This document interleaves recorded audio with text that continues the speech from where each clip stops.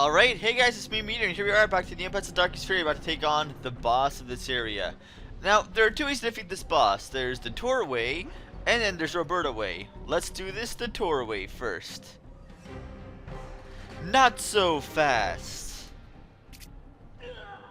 Not only does he copy Starwolf's quotes, now he's also copying Star Fox's Groundquake from Star Fox Adventures. Man, you're just gonna copy everything, aren't you? Well, now, what's funny is that he's actually glitched if you use Tor. Now, watch what happens when you start attacking him. Watch. He keeps on trying to go for the Groundquake there, but the thing is, the Groundquake is glitched if you're right next to him and doesn't actually do any damage. So you could actually kill him that quickly without even taking any damage because the Groundquake is actually glitched. So that's one way of taking it out. Now, let me show you how it's like to beat him with Roberta. Alright, we're gonna do staff versus staff. Here we go. Come on, baby. Let's see how this works. I love how he has like a dying sound when he actually keeps on, just like slamming down the ground like that. So, if you actually use Roberta against him, he's actually somewhat difficult. The reason for this is that he can pretty much kill you in almost 3 hits with that flaming charge attack like that. So as you get out of the way, and if you notice your light bursts don't really do too much to him. So you have to get out of the way while he charges. Keep on hitting him. Ah, get away from me. Still not really all that difficult, but at least puts up more of a fight than say, What's funny is that if you actually knock him off the edge, he actually falls in the lava, but he doesn't die. He actually glitches so he can never hurt him again. He just leaves the stage in for eternity. I mean, yeah, as you can tell, he's not really all too much more difficult. In fact, you can actually get to a point where you just glitch him like this too. So you can just get him stuck. So overall, no matter what form you face him as, whether you're Roberta, whether you're Tor, he is just overall a pushover. He is so horribly programmed in his actual functions that he can't actually even work as a proper boss. So, let's see.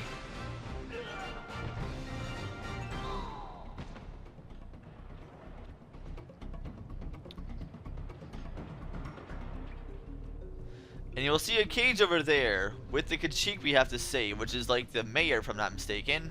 So, now that Roberta's had her time to shine, I forgot to do a certain thing. Oh, well, no big deal.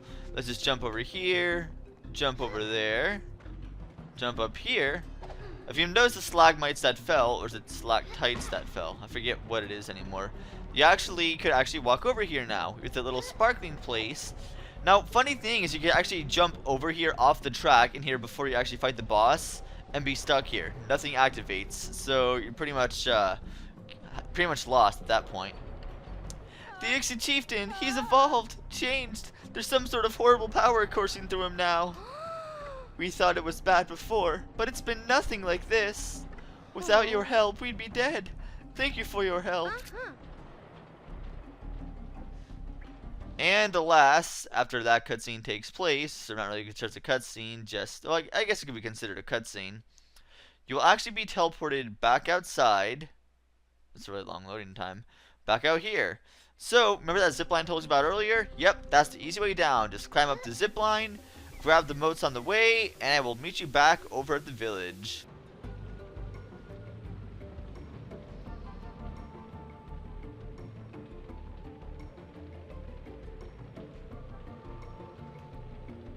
You've done more for our village than we can ever repay. Should I punch him in the face? For this we present you with our greatest treasure, the Cloak of Heroes. Good luck, my friends. You still have to get through that terrible cloud surrounding Meridel. May your travels lead you to safety. Thank you, Mayor Jurgen. Thank you very much. Very noble of her. Very noble to just bow like that. Anyway, I'm going to show off this cloak here real quick. If you switch it over, whoops, I meant to activate that. Square. Wow, Roberta's part of the sway confirmed. I guess we all know who she's joining in the new plot that's coming up. No one's gonna get that at all. Anyway, let's just go ahead and get rid of those robes. Those come in handy later. But either way, first place you want to go is in here, in this smithy, the armory, rather, not the armory, the blacksmith. There we go. It's the hero of the day. Yes, look at this here.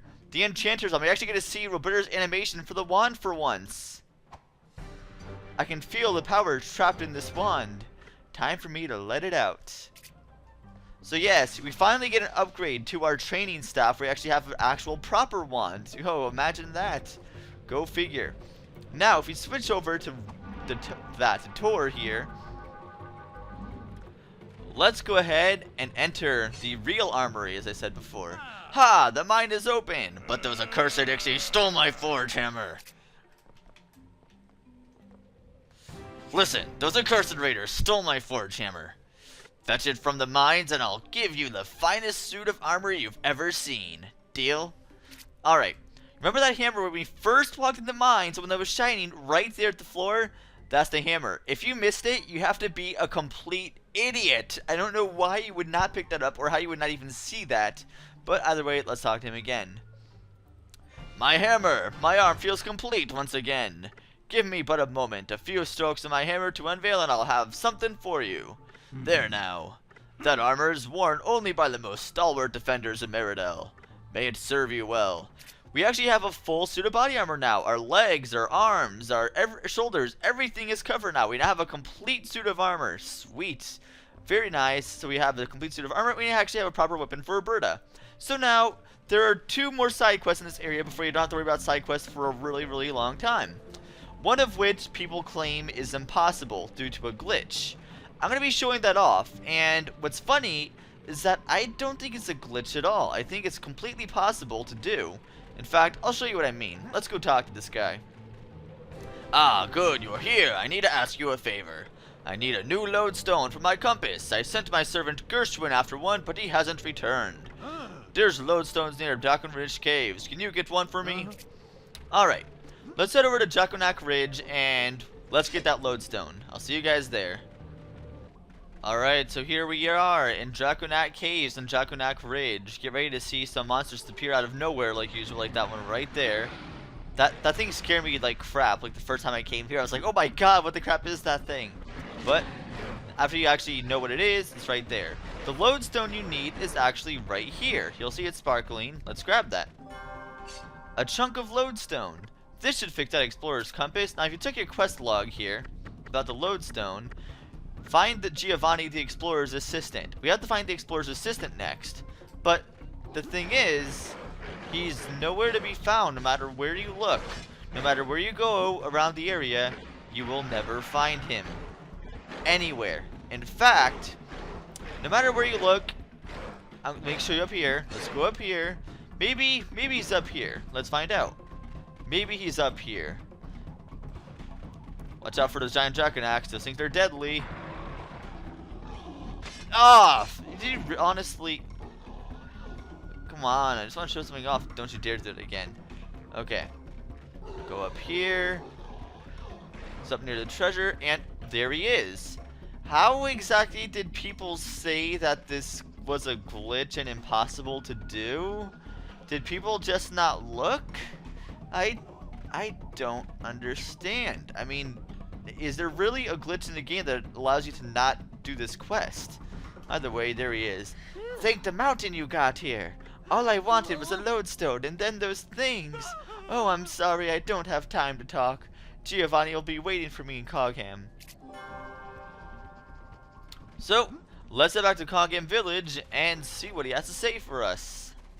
Ah yes, there's Giovanni now, just waiting for us. Let's go in and talk to this guy. Excellent, that is a perfect clunk of lodestone. I'll send Gershwin to get it repaired right away. Here's a token for your troubles. He gives you 1600 NP for a supposedly impossible quest. Do people not look? I mean, I don't know. I think there's a compass repair shop somewhere in the Wereloop Woods. I'm sure Gershwin will get there in no time. Alright. Now, the last quest you have to do in the entire game until the very last area. Well, actually, not the very last. Actually, the last area in Act 3. Last area in Act 3, there are some side quests to do. And in Act 4, there are absolutely no side quests whatsoever, because that's pretty much the end of the game. Pretty much every quest in Act 4 is required. So, anyway, let's talk to the mayor, see what he has to say. In all that fuss, my watch was broken. I know you're busy, but in your travels, could you see this gets repaired? Sure. Now, let's see the quest log here. Find a white crystal to replace the one in Mayor Jurgen's pocket watch. A white crystal. Well, that's not vague at all. I mean, where have we ever seen a white crystal? Well, you know that one thing I pointed out before in an earlier episode, like 2 episodes ago? Well, wait, it was 2 episodes ago. Well, let's go ahead and head over there real quick. See you guys there. Ah, here's a new one we got. This is a new treasure we haven't got. A dispelling potion. There's a tag on it. Dissipates any malevolent conjurations, pernications, aberrations, or sinister enchantments. I guess that means it cures curses. Well, if we look at our enemy, so that's actually another one we got here. There's one more item right over here. Like, we still need to get that treasure, but maybe we'll get that in our travels. Who knows? In the meantime, I just want to show that off. But if you haven't guessed already where we have to go for this particular white crystal, well, it's pretty much over the Meteorz mine. You go over here. Oh, wait a minute. Her barrels haven't destroyed yet. Must get money. Remember that one white crystal I said that was completely useless? Well, open it up. And hey, this shard is all that's left of that exploding crystal. It's pure white. I've never seen one like it. I'm sure I can find a use for it somewhere. So now, if we look at our quest log now, we have to find a person to repair Mayor Jurgen's pocket watch. So, who could repair watches? Well, let's go back to the mayor and see what he has to say. Don't forget your super mode before you leave. Alright, Mayor, what have you got to say?